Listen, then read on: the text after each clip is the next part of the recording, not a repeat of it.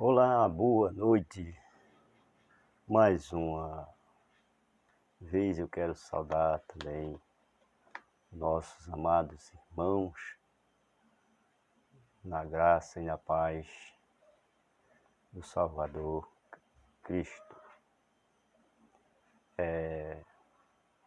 Quero continuar um assunto que eu já comecei em outro vídeo, e o assunto com respeito a,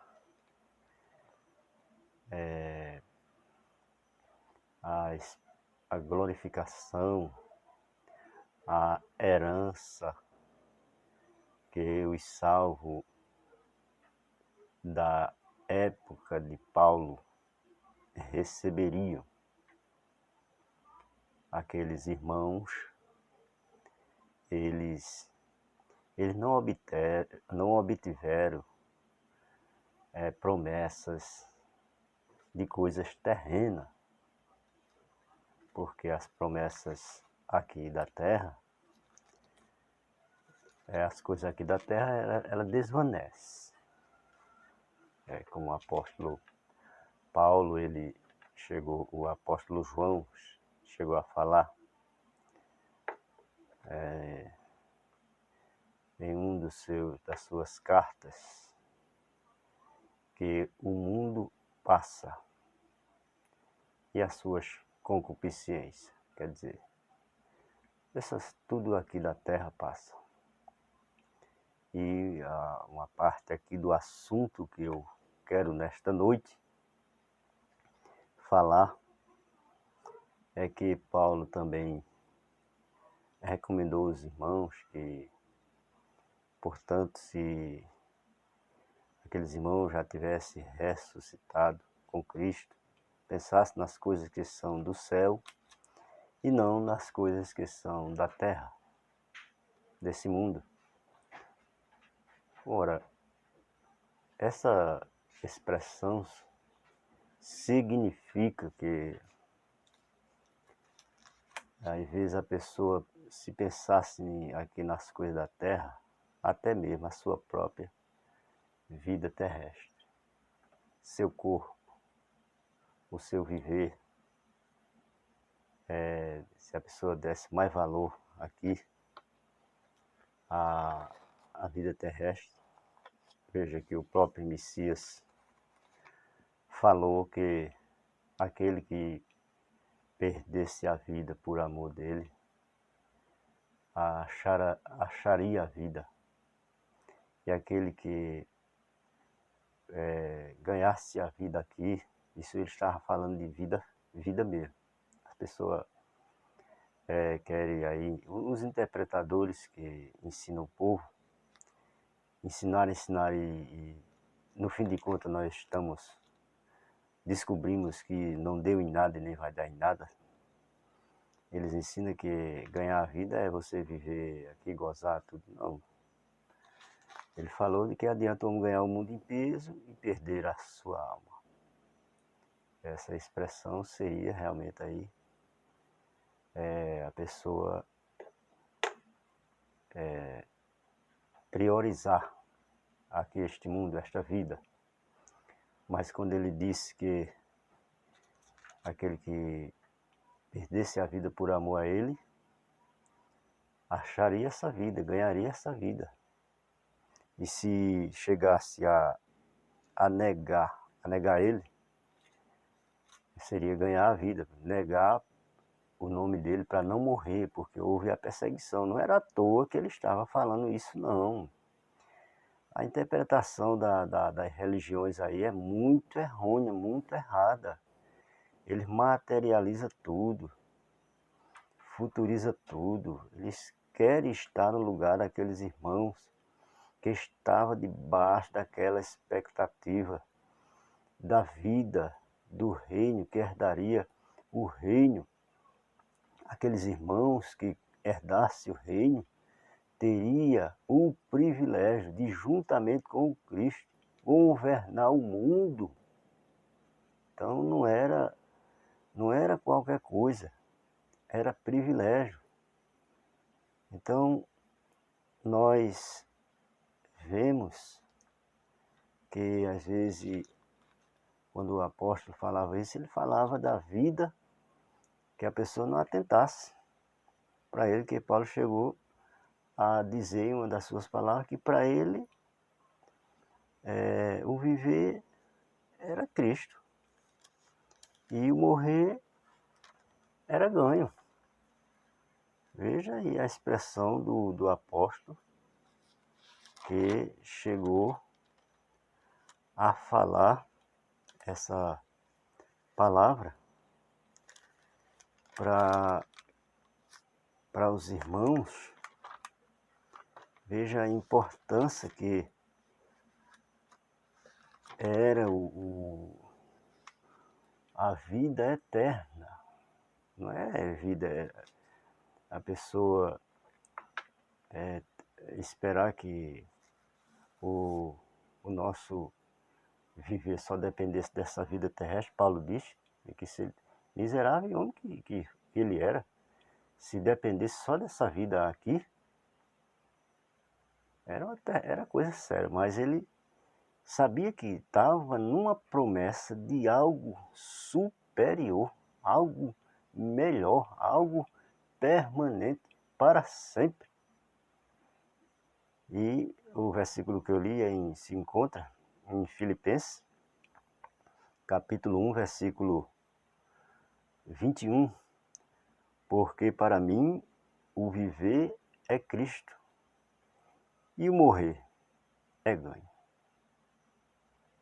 E mesmo que ele chegasse a perder a vida na batalha, na sua jornada, como chegou mesmo a perder, tirar a vida de Paulo, ele, tranquilo, satisfeito, estava ali esperançoso que perdia essa vida aqui, mas a coroa da vida já estava pronta, lhe aguardando nos céus. Era só dar o momento da ressurreição, da vinda de Cristo, e todo aquele que tinha dormido com o Senhor, ele tornaria a trazer com ele, que nós vamos falar neste assunto ainda um pouco. Em outro vídeo a gente vai falar sobre ressurreição. É porque que eu não estou chamando assim o nome de Jesus. É porque este canal é a Bíblia. Eu sei que na Bíblia tem fermento, viu?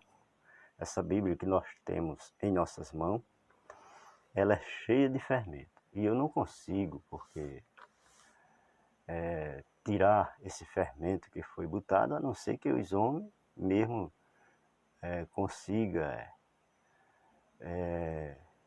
originá-la, né? Originar mais a Bíblia, o nome, porque os nomes foram tudo mudados para o português, e tem nomes que não condiz com os nomes originais, pelo que nós vemos que está tudo afermentado.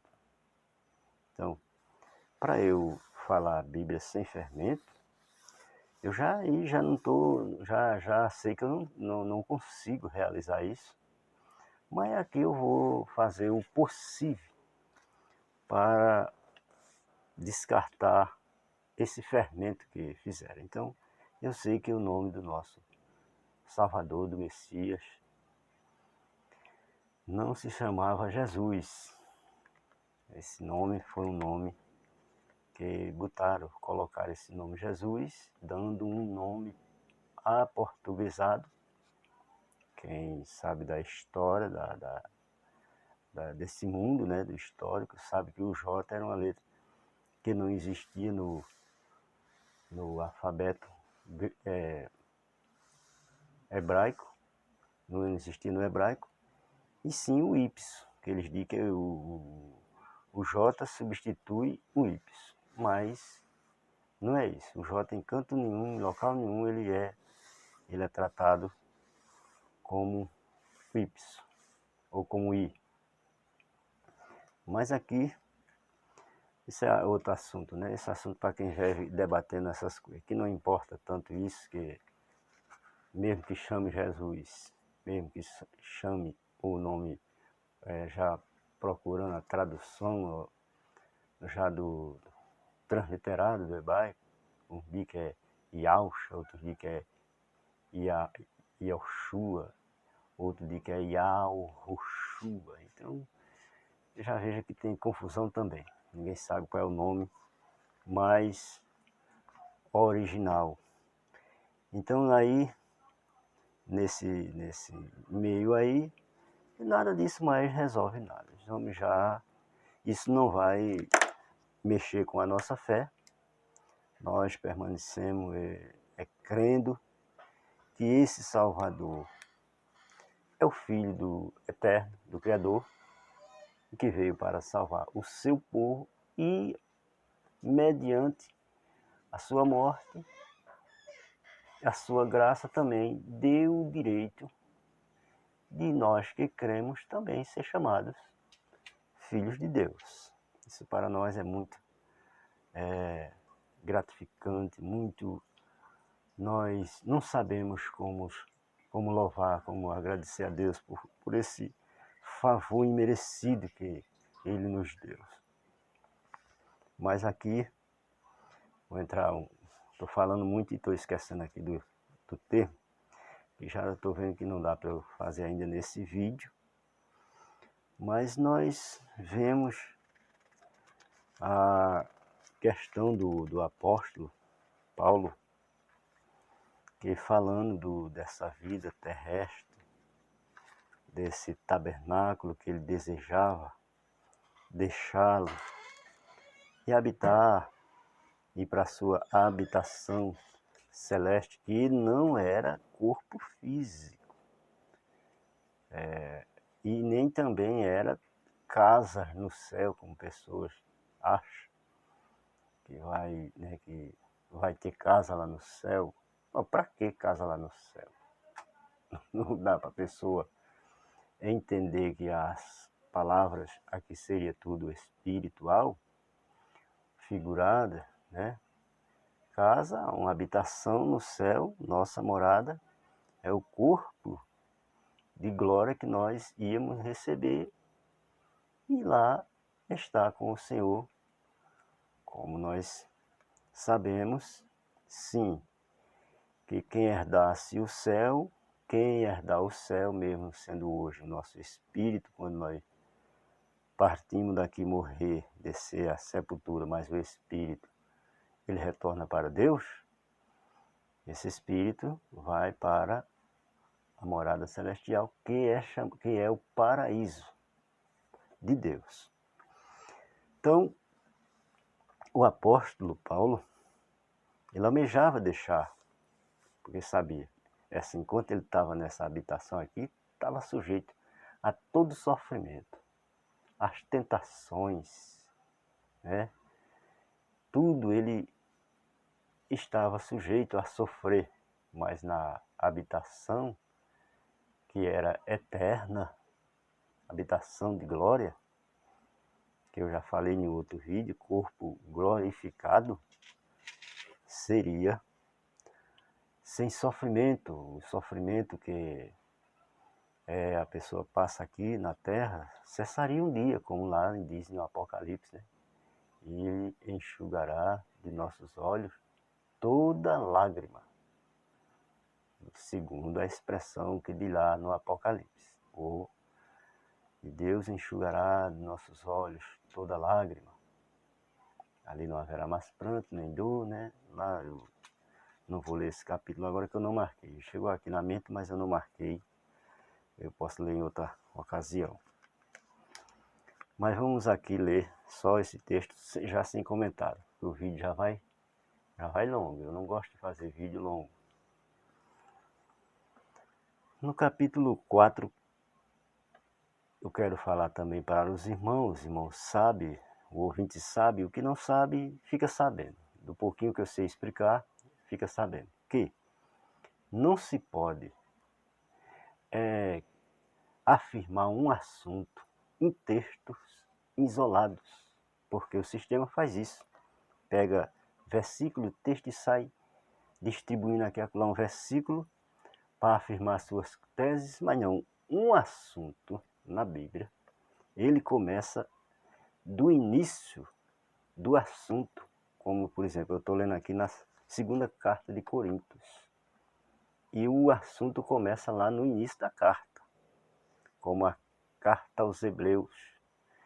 O assunto ali começa no início da carta até o último capítulo. O assunto que ele está falando ali era da apostasia dos irmãos, lá em Hebreus. E até o último capítulo está falando sobre o mesmo assunto. Tá certo que varia, porque ali ele vai contar a experiência, vai contar uma coisa, vai contar outra, mas o assunto é o mesmo. Então esse assunto aqui que eu estou falando, ele é um só, eu já vou ler aqui já em outra passagem, no terminal do capítulo 4, que vai entrar pelo capítulo 5, todo o capítulo 5, que eu não vou ler, porque se eu for ler, só o tempo vai ser só para ler. Mas só vou ler aqui esse versículo agora, só para confirmar o que eu estou falando. Por isso, versículo 16 do capítulo 4. Por isso, não desfalecemos, mas ainda que o nosso homem exterior se corrompa, o interior, contudo, se renova de dia em dia. Porque a nossa leve e momentânea tribulação produz para nós um peso eterno de glória muito excelente. Não atentando nós nas coisas que se veem, mas nas que se não veem.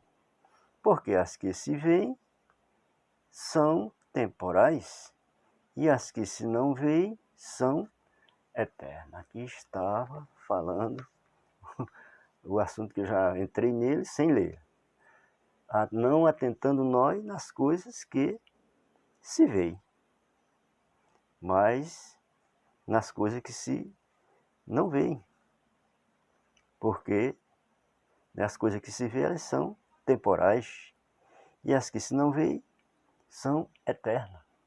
Contanto que a pessoa não podia ter sua fé tem pessoas que só acreditam nas coisas que vê. Mas aqui ainda essa palavra estava falando Paulo, que a pessoa podia só cuidar para não perder isso que ele vê, que é a carne, esta vida, esse corpo. Não atentasse para isso, porque ele está dizendo aí que o homem exterior se corrompa, o interior, contudo, se renova cada dia. Essa expressão aqui, se corrompa, o exterior era carne, viu? Que nós chegasse a morrer e essa carne se desfazer, contudo, o exterior, o interior, se renova de dia em dia, que a pessoa aqui vai se debilitando, se acabando, vai chegando o momento do seu fim aqui. Mas o exterior, mesmo que a pessoa estivesse chegando a um estado de debilitação, mas o espírito estava pronto para subir para a glória. Porque a nossa leve e momentânea tribulação produz para nós um peso eterno de glória, muito excelente. Veja aqui que Paulo estava falando de tribulação, que era sofrimentos que passasse aqui. E nesse sofrimento, alguém podia chegar ao ponto de perder até a própria vida, mas não atentasse para as coisas que visse. Como ele fala aqui, né?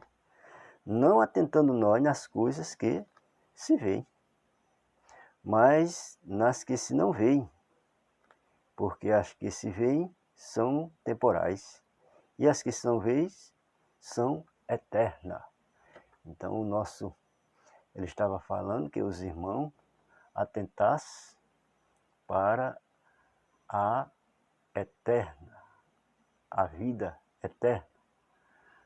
a glória que estava esperando cada salvo que estava debaixo daquela promessa. Até ali, mesmo já tendo crido, mesmo já estando naquela esperança, mas ainda não tinha chegado o momento, que só chegou no ano 70, né? No final do primeiro século, ali aonde os salvos foram glorificados, foram exaltados. Todos que esperavam a salvação, a promessa da redenção, alcançaram esta vitória do triunfo do Cristo sobre a morte. E ali todos os salvos tiveram também esse triunfo, esse direito dessa vida eterna. Deus abençoe, graça e paz para os irmãos e todos os irmãos da graça que assiste, todos os ministros, graça e paz para os nossos irmãos e a bênção do Senhor sobre as vossas vidas. Deus abençoe a todos e vamos em frente, irmão. Vamos levar esta mensagem. Não baixe a cabeça, ainda que haja xingamento. Eu moro em um local terrível, aonde o sistema está igual àquela igreja, parece que é a igreja de Tiatira, que tinha lá naquela igreja, tinha, Pérgamo, né? Pérgamo. Tinha o trono de Satanás. Aqui o sistema é enraizado, é entronizado com todo impeto. E eu fico no meio deles como um inimigo feroz para eles. Mas estou de cabeça erguida porque sei o que eu tenho crido, o que eu tenho compreendido da palavra. Não devo baixar minha cabeça e sim estar de ânimo pronto para levar este conhecimento a quem eu puder levar. Graça e paz para todos. Amém.